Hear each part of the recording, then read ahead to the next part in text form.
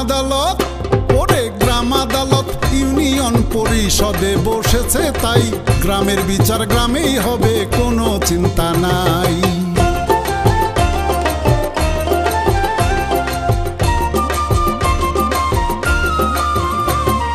2013 সালের গ্রাম আদালত আইনেতে ফৌজদারি দেওয়ানি মামলার নিষ্পত্তি হবে আইনি বিধান মতে। কম সময়ে কম খরচে বিচার পেতে নারী পুরুষ সবাই আসুন ইউনিয়ন পরিষদে। 5 জন সদস্য গ্রাম আদালতে পাই, এখন গ্রামের বিচার গ্রামেই হবে, কোনো চিন্তা নাই।